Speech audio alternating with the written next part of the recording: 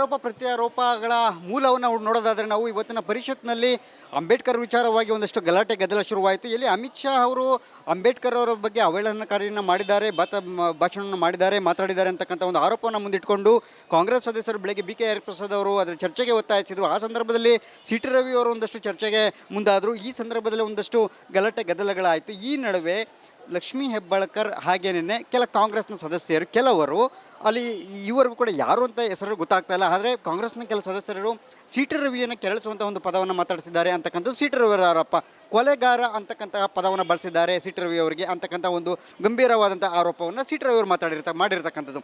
ಇಲ್ಲಿ CT ರವಿ ಅವರು ಎಲ್ಲಿಯೂ ಕೂಡ ನನ್ನ ಬಗ್ಗೆ ಎಲ್ಲಾದರೂ FIR ಆಗಿದೆ, ನಾನು ಕೊಲೆಗಾರ ಅಂತಕ್ಕಂಥ ಆರೋಪ ಆಗಿದೆಯಾ, ಆರೋಪ ಸಾಬೀತಾಗಿದೆಯಾ, ಹಾಗೆ ನನಗೆ ಆ ಪದವನ್ನು ಯಾಕೆ ಬಳಸಿದ್ರು ಅಂತಕ್ಕಂತಹ ಒಂದು ಮಾತಿಗೆ ಅನ್ನೋ ಒಂದು ಪ್ರತಿವಾದ ಅಂತಕ್ಕಂಥದ್ದು ಇವ್ರದ್ದು. ಈ ಒಂದು ಪ್ರತಿವಾದಕ್ಕೆ ಅಲ್ಲಿ ಕೆರಳದಂತಹ CT ರವಿ ಅವರು ಆ ಸಂದರ್ಭದಲ್ಲಿ ಏನೋ ಲಕ್ಷ್ಮೀ ಹೆಬ್ಬಾಳ್ಕರ್ ವಿರುದ್ಧ ಕೆಲವೊಂದು ಅಶ್ಲೀಲ ಪದವನ್ನು ಬಳಸಿದ್ದಾರೆ ಅಂತಕ್ಕಂತಹ ಒಂದು ಆರೋಪ ಈಗ ಲಕ್ಷ್ಮೀ ಹೆಬ್ಬಾಳ್ಕರ್ ಸೇರಿದಂತೆ ಕಾಂಗ್ರೆಸ್ನ ಕೆಲ ಸದಸ್ಯರು ಈಗ ಮಾಡಿರ್ತಕ್ಕಂಥದ್ದು. ಈ ಒಂದು ಅಶ್ಲೀಲ ಪದ ಮತ್ತು CT ರವಿಯವರ ವಿರುದ್ಧ ಏನು ಕೊಲೆಗಾರ ಅಂತಕ್ಕಂಥ ಪದ ಏನನ್ನು ಬಳಸಿದ್ದಾರೆ. ಈ ಎರಡೂ ಪದಗಳ ನಡುವೆ ಈಗ ಆಗಿರ್ತಕ್ಕಂಥ ಜಟಾಪಟಿ ಸದ್ಯ ಈ ಸ್ಪೀಕರ್ ಕಚೇರಿಯವರೆಗೂ ಮತ್ತು CM ಕಚೇರಿಗೂ ಕೂಡ ಈ ದೂರು ತಲುಪಿರ್ತಕ್ಕಂಥದ್ದು. ಸದ್ಯ ಲಕ್ಷ್ಮೀ ಹೆಬ್ಬಾಳ್ಕರ್ ಅವರು ಈ ಸಂಬಂಧಪಟ್ಟಂತೆ CT ರವಿಯವರನ್ನು ಡಿಸ್ಮಿಸ್ ಮಾಡಬೇಕು, ಸದನದ ಅಂದರೆ ಅವ್ರನ್ನ ಸದಸ್ಯ ಸ್ಥಾನವನ್ನು ವಜಾ ಮಾಡಬೇಕು ಅಂತ ಒಂದು ಬಲವಾದಂತಹ ಒಂದು ಆಗ್ರಹವನ್ನು ಮುಂದಿಟ್ಟು ಸದ್ಯ ಸ್ಪೀಕರ್ ಅವರ ಮುಂದೆ ಅಂದರೆ ಸಭಾಪತಿ ಬಸವರಾಜ ಹೊರಟ್ಟಿ ಅವರಿಗೆ ದೂರನ್ನು ಕೊಟ್ಟಿರ್ತಕ್ಕಂಥದ್ದು. ಈಗ ಆ ಕುರಿತಂತೆ ಸಭಾಪತಿಯವರು ಆ ಒಂದು ದಾಖಲೆ ಏನಿರುತ್ತೆ ಆ ದಾಖಲೆಯನ್ನು ಹುಡುಕ್ತಾ ಇದ್ದಾರೆ. ಆದರೆ ಆ ದಾಖಲೆ ಸಿಗುತ್ತಾ ಅಂತಕ್ಕಂಥದ್ದು ಕೂಡ ನಮಗೆ ಕುತೂಹಲ ಇರತಕ್ಕಂಥದ್ದು. ಯಾಕೆ ಅಂತ ನೋಡಿದ್ರೆ ಆ ಸಮಯದಲ್ಲಿ ಅಂದರೆ ಇವರು ಕೊಲೆಗಾರ ಅಂತಕ್ಕಂಥ ಪದ ಮತ್ತು ಲಕ್ಷ್ಮೀ ಹೆಬ್ಬಾಳ್ಕರ್ ವಿರುದ್ಧ ಅಶ್ಲೀಲ ಪದ ಏನು ಬಳಕೆ ಇತ್ತು, ಆ ಎರಡು ಪದ ಬಳಕೆ ಮಾಡುವಂಥ ಸಂದರ್ಭದಲ್ಲಿ ಸದನ ಅರ್ಜರ್ನ್ ಆಗಿತ್ತು. ಸದನ ಅರ್ಜರ್ನ್ ಆದಂಥ ಸಂದರ್ಭದಲ್ಲಿ, ಸದನ ಮುಂದೂಡಿದಂಥ ಸಂದರ್ಭದಲ್ಲಿ ಅಲ್ಲಿ ರೆಕಾರ್ಡ್ ಆಗಿರೋದಿಲ್ವ ಅಂತಕ್ಕಂಥದ್ದು ಕೂಡ ಒಂದು ಅನುಮಾನ ಇರತಕ್ಕಂಥದ್ದು. ಆದರೆ ಅಲ್ಲಿ ರೆಕಾರ್ಡ್ ಆಗಿರೋದಕ್ಕೆ ಸಾಧ್ಯತೆ ಇಲ್ಲ. ಜೊತೆಗೆ ಇದು ಒಂದು ಭಾಗ ಆದರೆ ರೆಕಾರ್ಡ್ ಆಗಿರೋದಿಲ್ಲ, ಜೊತೆಗೆ ಸ್ಟೆನೋಗಳು ಇರೋದಿಲ್ಲ, ಅಲ್ಲಿ ಸ್ಟೆನೋಗ್ರಾಫರ್ಗಳು ಕೂಡ ಇರೋದಿಲ್ಲ. ಆದರೆ ಆ ರೆಕಾರ್ಡನ್ನು ಈಗ ಹುಡುಕ್ತಾ ಇದ್ದಾರೆ. ಸದ್ಯ ಸಿಗುತ್ತಾ ಇಲ್ವ ಅಂತಕ್ಕಂಥದ್ದು ಕೂಡ ಕುತೂಹಲ. ಒಂದು ವೇಳೆ ಆ ರೆಕಾರ್ಡನ್ನು ಸಿಕ್ಕಿದ್ದೆ ಆದರೆ ಖಂಡಿತವಾಗಲೂ ಕೂಡ CT ರವಿಯವರಿಗೆ ಸದನದಲ್ಲಿ ಬಳಸಿರುವಂಥ ಕಾರಣಕ್ಕೆ ಅದು ಒಂದು ರೀತಿಯಲ್ಲಿ ತಪ್ಪಾಗುವಂಥ ಸಾಧ್ಯತೆಗಳಿರ್ತಕ್ಕಂಥದ್ದು. ಹಾಗೆಯೇ ಇದು ಒಂದು ಭಾಗ ಆದರೆ ಮುಂದಿನ ಕಾನೂನು ಕ್ರಮಗಳು ಏನಿರುತ್ತೆ ಅನ್ನೋದನ್ನು ಕೂಡ CM ಅವ್ರ ಜೊತೆ ಕೂಡ ಚರ್ಚೆ ಮಾಡಿರ್ತಕ್ಕಂಥದ್ದು. ಇದೆಲ್ಲದರ ಕುರಿತಂತೆ ಸದನದಲ್ಲಿ ಒಟ್ಟಾರೆಯಾಗಿ ಏನಾಯಿತು ಅನ್ನೋದನ್ನು ನೋಡೋದಕ್ಕೆ ಕೇಳ್ತಾ ಹೋಗೋಣ. ನಮ್ಮ ಜೊತೆ BJP ಪರಿಚಯ ಸದಸ್ಯರಾದಂತಹ ಭಾರತಿ ಶೆಟ್ಟಿ ಅವರಿದ್ದಾರೆ ನಮ್ಮ ಜೊತೆಗೆ, ಅವರನ್ನೇ ಮಾತಾಡ್ತಾ ಹೋಗ್ತಾನೆ. ಮೇಡಮ್, ಸದನದಲ್ಲಿ ನಿಜವೂ ಆಗಿದ್ದು ಏನು ಮೇಡಮ್? ಆ್ಯಕ್ಚುಲಿ ಅಂಬೇಡ್ಕರ್ಗೆ ಆದ ಅವಮಾನದ ಬಗ್ಗೆ ಎರಡೂ ಪಾರ್ಟಿಯಿಂದ ಟೀಕೆ ಟಿಪ್ಪಣಿಗಳು ನಡೀತಾ ಇತ್ತು. ಅವರು ಅವರು ಅಮಿತ್ ಶಾ ಬಗ್ಗೆ ಹೇಳ್ತಿದ್ರು, ನಾವು ರಾಹುಲ್ ಗಾಂಧಿಯನ್ನು ಟೀಕೆ ಮಾಡ್ತಿದ್ದೆವು. ಇಷ್ಟೆಲ್ಲ ಟೀಕೆ ಆದ ನಂತರ ನಾನು ಅಲ್ಲೇ ಇದ್ದೆ. ನಾನು ಟೀಕೆ ಎಲ್ಲ ಮುಗ್ದ ನಂತರ ಸಭಾಪತಿಗಳು ಸದನವನ್ನು ಮುಂದೂಡಿದರು. ನಾನು ಸ್ವಲ್ಪ ಹೊತ್ತಿದ್ದು ನಾನು ಸೀಟ್ ಹತ್ರ ಹೋದೆ. ಆಗನೂ ಟೀಕೆ, ಧಿಕ್ಕಾರ, BJPಗೆ ಧಿಕ್ಕಾರ, ಕಾಂಗ್ರೆಸ್ಸಿಗೆ ಧಿಕ್ಕಾರ, ಈ ರೀತಿ ನಡೀತಾ ಇತ್ತು. ಸ್ವಲ್ಪ ಹೊತ್ತಿನಲ್ಲಿ ನನ್ನ ಆಸನದಲ್ಲಿದ್ದಾಗ ಹೆಣ್ಮಕ್ಕಳು ಈಚೆ ಬಂದು ಹೇಳಿದರು, ನಿಮ್ಮವರು ನಮಗೆ ಈ ಶಬ್ದವನ್ನು ಬಳಕೆ ಮಾಡಿದರು. ಯಾರು ಬಳಕೆ ಮಾಡಿದರು ಅಂತ ಕೇಳಿದೆ. ನಿಮ್ಮವರು ಮಾಡಿದರು, ಅವರು ಮಾಡಿದರು, ನಿಮ್ಮವರು ಮಾಡಿದರು, ಇವರು ಮಾಡಿದರು ಅಂತ ಇದೇ ರೀತಿ ಪ್ರಾಮಾಣಿಕವಾಗಿ ಹೇಳ್ತೇನೆ, ಈ ರೀತಿ ಬೆರಳನ್ನು ತೋರಿಸಿ ಅವರು ನನಗೆ ಹೇಳಿದರು. ನಾನಂತೂ ಆಮೇಲೆ ಹೇಳಿದರು, ಒಂದು 5-6 ನಿಮಿಷ ಆದ ಮೇಲೆ CT ರವಿ ಹೇಳಿದರು ಅಂತ ಹೇಳಿದರು. ನಂಗೆ ಗೊತ್ತಿಲ್ಲ, ಅದನ್ನು CT ರವಿ ಹೇಳಿದರು ಅಂತ ಹೇಳಿದರು. ಅಷ್ಟೇ ಗೊತ್ತು ವಿನಃ ಈ ಶಬ್ದ ಅವರೇನು ಬಳಕೆ ಮಾಡಿದರು, ಇವರೇನು ಬಳಕೆ ಮಾಡಿದರು ನಾನಂತೂ ಕೇಳಿಲ್ಲ. ಕಾಂಗ್ರೆಸ್ ಸದಸ್ಯರು ಹೇಳ್ತಿರ್ತಕ್ಕಂಥ CT ರವಿಯವರು ನಮ್ಮ ಬಗ್ಗೆ ಒಂದು ಅಶ್ಲೀಲ ಪದವನ್ನು ಬಳಸಿದ್ದಾರೆ ಅಂತಕ್ಕಂಥ ಲಕ್ಷ್ಮೀ ಹೆಬ್ಬಾಳ್ಕರ್ ಅವರ ಆರೋಪ. ಈ ಪದವನ್ನು ನೀವೇನು ಕೇಳಿಸ್ಕೊಂಡ್ರಾ ಅಥವಾ ಆ ಸಂದರ್ಭದಲ್ಲಿ ಏನಾದರೂ ಆಯ್ತಾ? ಇದು ಒಂದು ಕಡೆ. ಮತ್ತೊಂದು ಕಡೆ CT ರವಿ ಅವರು ಹೇಳ್ತಾರೆ, ನನ್ನ ಕೊಲೆಗಾರ ಅಂತಕ್ಕಂಥ ಒಂದು ಪದವನ್ನು ಬಳಸಿ ಎಷ್ಟು ಮಟ್ಟಿಗೆ ಸರಿ ಅಂತಕ್ಕಂಥ ಪ್ರಶ್ನೆಯನ್ನು ಕೂಡ ಎತ್ತಿದ್ದಾರೆ. ಆ ಪದವನ್ನು ತಾವೇನು ಕೇಳಿಸ್ಕೊಂಡ್ರೆ? ತಾವು ಕೂಡ ಮುಂದೆ ಇದ್ರಿ. ಕೊಲೆಗಾರ ಅವರು ಹೇಳಿದ ಪದವನ್ನು ನಾನು ಕೇಳಿಲ್ಲ, ಇವರು ಹೇಳಿದ ಪದವನ್ನು ನಾನು ಕೇಳಿಲ್ಲ. ಆದರೆ ಅವರು ಮುಂದೆ ಬಂದು ನನ್ನ ಹತ್ರ ನಿಮ್ಮವರು ಅಂತ CT ರವಿ ಅಂತ ಹೇಳಿಲ್ಲಾಗ ಲಕ್ಷ್ಮೀ ಹೆಬ್ಬಾಳ್ಕರ್ ಅವರು, ಆಮೇಲೆ ಬಲ್ಕಿಶ್ ಬಾನು ಅವರು, ಆಮೇಲೆ ಉಮಾಶ್ರೀ ಅವರು, ಇನ್ನೂ 4-5 ಜನ ಸದಸ್ಯರು. ನನಗೂ ಬೇಜಾರಾಯಿತು ಆ ಪದ ಅಂತ ಕೇಳಿ. ಯಾರು ಹೇಳಿದರು ಅಂತ ಹೇಳಿದರೆ ಅವರು ಹೇಳಿಲ್ಲ ಯಾರು ಹೇಳಿದ್ದು ಅಂತ. ಆಮೇಲೆ ಕೊನೆಗೆ ಅವರು ಹೇಳಿದ್ದು CT ರವಿ ಅಂತ. ಅದು 4-5 ನಿಮಿಷ ನಂತರ CT ರವಿ ಅಂತ ಹೇಳಿಕೊಂಡು ಎಲ್ಲ ಮಾತಾಡಿಕೊಂಡು ಸೀದಾ ಸಭಾಪತಿಗಳ ಚೇಂಬರಿಗೆ ಹೋದರು. CT ರವಿ ಏನಾದರೂ ಮಾತಾಡಿದ್ದು ಒಂದು ವೇಳೆ ಅದು ನಿಜನೇ ಆದರೆ, ದಾಖಲೆ ಸಿಕ್ಕಿದೆ ಆದರೆ ಅವ್ರನ್ನ ಸಸ್ಪೆಂಡ್ ಮಾಡಬೇಕು ಅಂತಕ್ಕಂಥದ್ದು ಕೂಡ ಸದಸ್ಯ ಸ್ಥಾನದಿಂದ ವಜಾ ಮಾಡಬೇಕು ಅಂತ ಹೇಳಿ ಆಗ್ರಹ ಮಾಡ್ತಾ ಇದ್ದಾರೆ. ತಮ್ಮ ಒಂದು ಈ ಬಗ್ಗೆ ಏನು ಹೇಳ್ತೀರಿ? ನೋಡಿ, ಈ ವಿಷಯವನ್ನು ಅವರು ಏನು ಹೇಳಿದರು, ಇವರು ಏನು ಹೇಳಿದರು ಬೆಳಕಿಗೆ ಬಂದ ನಂತರ ನಾನು ಮಾತಾಡಬೇಕು. ಯಾವ ಯಾವ ಸ್ಥಿತಿಗೆ ಅವರು ಯಾಕೆ ಹೇಳಿದರು, ಇವರು ಯಾಕೆ ಹೇಳಿದರೆ ನಂಗೆ ಗೊತ್ತಿಲ್ಲ, ನಾನಂತೂ ಕೇಳಿಲ್ಲ. ಹೇಳಿದರೆ ನಾನೀಗ ಅದಕ್ಕೆ ಡಿಸಿಷನ್ ಕೊಡುವವಳಲ್ಲ. ಯಾರು ತಪ್ಪೇ ಇರ್ತಾರೆ. ಅವರು ತಪ್ಪು ಮಾಡಿದರೆ ತಪ್ಪಿರ್ತದೆ, ಇವರು ಮಾಡಿದ್ರು ತಪ್ಪಿರ್ತದೆ.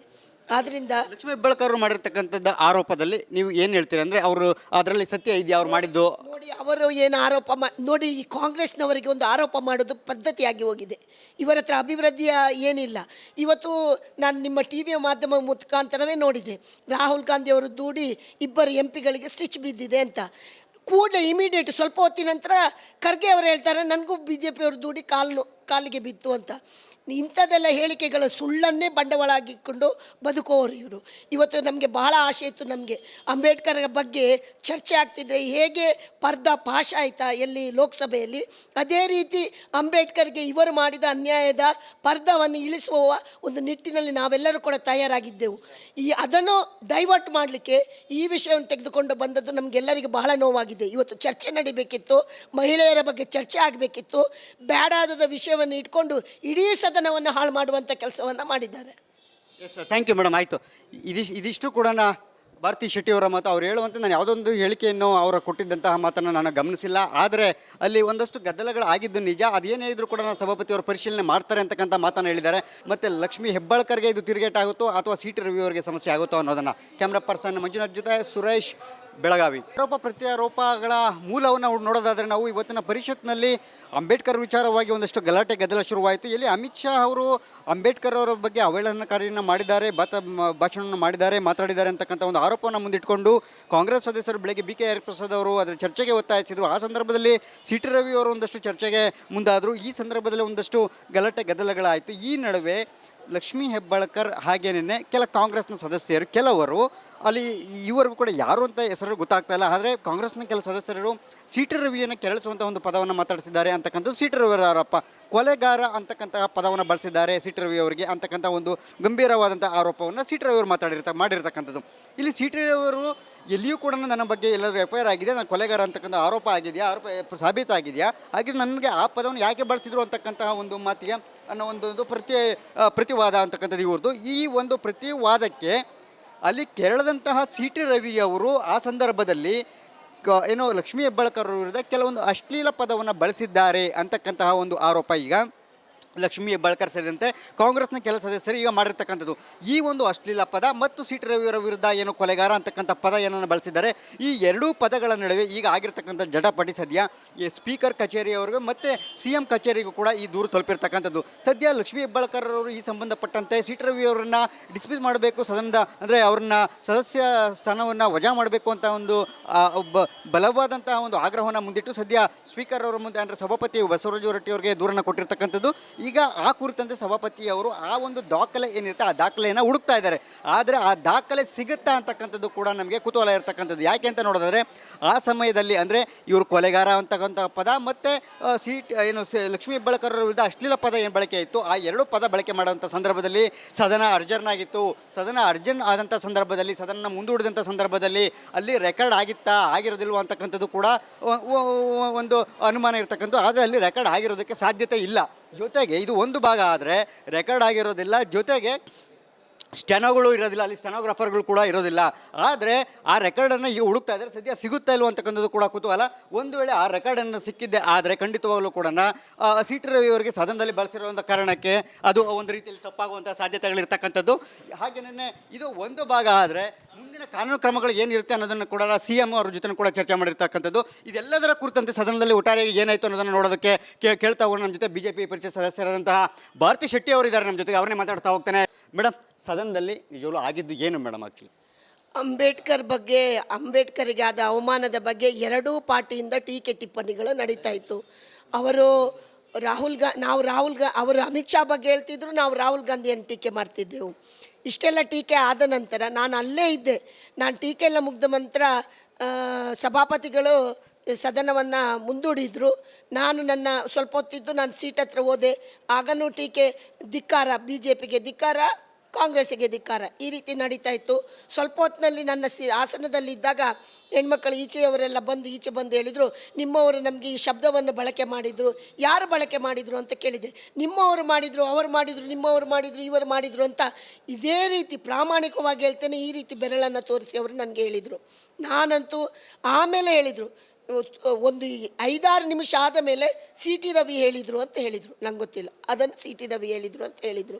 ಅಷ್ಟೇ ಗೊತ್ತು ವಿನ ಈ ಶಬ್ದ ಅವರೇನು ಬಳಕೆ ಮಾಡಿದರು, ಇವರೇನು ಬಳಕೆ ಮಾಡಿದರು ನಾನಂತೂ ಕೇಳಿಲ್ಲ. ಕಾಂಗ್ರೆಸ್ ಸದಸ್ಯರು ಹೇಳ್ತಿರ್ತಕ್ಕಂಥ ಸಿ ಟಿ ರವಿಯವರು ನಮ್ಮ ಬಗ್ಗೆ ಒಂದು ಅಶ್ಲೀಲ ಪದವನ್ನು ಬಳಸಿದ್ದಾರೆ ಅಂತಕ್ಕಂಥ ಲಕ್ಷ್ಮೀ ಹೆಬ್ಬಾಳ್ಕರ್ ಅವರ ಆರೋಪ. ಈ ಪದವನ್ನು ನೀವೇನು ಕೇಳಿಸ್ಕೊಂಡ್ರಾ ಅಥವಾ ಆ ಸಂದರ್ಭದಲ್ಲಿ ಏನಾದರೂ ಆಯ್ತಾ? ಇದು ಒಂದು ಕಡೆ. ಮತ್ತೊಂದು ಕಡೆ ಸಿ ಟಿ ರವಿ ಅವರು ಹೇಳ್ತಾರೆ, ನನ್ನ ಕೊಲೆಗಾರ ಅಂತಕ್ಕಂಥ ಒಂದು ಪದವನ್ನು ಬಳಸಿ ಎಷ್ಟು ಮಟ್ಟಿಗೆ ಸರಿ ಅಂತಕ್ಕಂಥ ಪ್ರಶ್ನೆಯನ್ನು ಕೂಡ ಎತ್ತಿದ್ದಾರೆ. ಆ ಪದವನ್ನು ತಾವೇನು ಕೇಳಿಸ್ಕೊಂಡ್ರೆ ತಾವು ಕೂಡ ಮುಂದೆ ಇದ್ರಿ. ಕೊಲೆಗಾರ ಅವರು ಹೇಳಿದ ಪದವನ್ನು ನಾನು ಕೇಳಿಲ್ಲ, ಇವರು ಹೇಳಿದ ಪದವನ್ನು ನಾನು ಕೇಳಿಲ್ಲ. ಆದರೆ ಅವರು ಮುಂದೆ ಬಂದು ನನ್ನ ಹತ್ರ ನಿಮ್ಮವರು ಅಂತ ಸಿ ಟಿ ರವಿ ಅಂತ ಹೇಳಿಲ್ಲ. ಆಗ ಲಕ್ಷ್ಮೀ ಹೆಬ್ಬಾಳ್ಕರ್ ಅವರು, ಆಮೇಲೆ ಬಲ್ಕಿಶ್ ಬಾನು ಅವರು, ಆಮೇಲೆ ಉಮಾಶ್ರೀ ಅವರು, ಇನ್ನೂ 4-5 ಜನ ಸದಸ್ಯರು. ನನಗೂ ಬೇಜಾರಾಯಿತು ಆ ಪದ ಅಂತ ಕೇಳಿ. ಯಾರು ಹೇಳಿದರು ಹೇಳಿ, ಯಾರು ಹೇಳಿದರು ಅಂತ ಹೇಳಿದರೆ ಅವರು ಹೇಳಿಲ್ಲ ಯಾರು ಹೇಳಿದ್ದು ಅಂತ. ಆಮೇಲೆ ಕೊನೆಗೆ ಅವರು ಹೇಳಿದ್ದು ಸಿ ಟಿ ರವಿ ಅಂತ. ಅದು 4-5 ನಿಮಿಷ ನಂತರ ಸಿ ಟಿ ರವಿ ಅಂತ ಹೇಳಿಕೊಂಡು ಎಲ್ಲ ಮಾತಾಡಿಕೊಂಡು ಸೀದಾ ಸಭಾಪತಿಗಳ ಚೇಂಬರಿಗೆ ಹೋದರು. ಸಿ ಟಿ ರವಿ ಏನಾದರೂ ಮಾತಾಡಿದ್ದು ಒಂದು ವೇಳೆ ಅದು ನಿಜನೇ ಆದರೆ, ದಾಖಲೆ ಸಿಕ್ಕಿದೆ ಆದರೆ ಅವ್ರನ್ನ ಸಸ್ಪೆಂಡ್ ಮಾಡಬೇಕು ಅಂತಕ್ಕಂಥದ್ದು ಕೂಡ ಸದಸ್ಯ ಸ್ಥಾನದಿಂದ ವಜಾ ಮಾಡಬೇಕು ಅಂತ ಹೇಳಿ ಆಗ್ರಹ ಮಾಡ್ತಾ ಇದ್ದಾರೆ. ತಮ್ಮ ಒಂದು ಈ ಬಗ್ಗೆ ಏನು ಹೇಳ್ತೀರಿ? ನೋಡಿ, ಈ ವಿಷಯವನ್ನು ಅವರು ಏನು ಹೇಳಿದರು, ಇವರು ಏನು ಹೇಳಿದರು ಬೆಳಕಿಗೆ ಬಂದ ನಂತರ ನಾನು ಮಾತಾಡಬೇಕು. ಯಾವ ಸ್ಥಿತಿಗೆ ಅವರು ಯಾಕೆ ಹೇಳಿದರು, ಇವರು ಯಾಕೆ ಹೇಳಿದರೆ ನಂಗೆ ಗೊತ್ತಿಲ್ಲ. ನಾನಂತೂ ಕೇಳಿಲ್ಲ. ಹೇಳಿದರೆ ನಾನೀಗ ಅದಕ್ಕೆ ಡಿಸಿಷನ್ ಕೊಡುವವಳಲ್ಲ. ಯಾರು ತಪ್ಪೇ ಇರ್ತಾರೆ. ಅವರು ತಪ್ಪು ಮಾಡಿದರೆ ತಪ್ಪಿರ್ತದೆ, ಇವರು ಮಾಡಿದ್ರು ತಪ್ಪಿರ್ತದೆ. ಆದ್ದರಿಂದ ಲಕ್ಷ್ಮೀ ಹೆಬ್ಬಾಳ್ಕರ್ ಅವರು ಮಾಡಿರ್ತಕ್ಕಂಥದ್ದು ಆರೋಪದಲ್ಲಿ ನೀವು ಏನು ಹೇಳ್ತೀರಿ? ಅಂದರೆ ಅವರು ಅದರಲ್ಲಿ ಸತ್ಯ ಇದೆಯಾ ಅವ್ರು ಮಾಡಿದ್ದು? ನೋಡಿ, ಅವರು ಏನು ಆರೋಪ ನೋಡಿ, ಈ ಕಾಂಗ್ರೆಸ್ನವರಿಗೆ ಒಂದು ಆರೋಪ ಮಾಡೋದು ಪದ್ಧತಿಯಾಗಿ ಹೋಗಿದೆ. ಇವರ ಹತ್ರ ಅಭಿವೃದ್ಧಿಯ ಏನಿಲ್ಲ. ಇವತ್ತು ನಾನು ನಿಮ್ಮ ಟಿ ವಿಯ ಮಾಧ್ಯಮ ಮುಖಾಂತರವೇ ನೋಡಿದೆ, ರಾಹುಲ್ ಗಾಂಧಿ ಅವರು ದೂಡಿ 2 MP ಗಳಿಗೆ ಸ್ಟಿಚ್ ಬಿದ್ದಿದೆ ಅಂತ.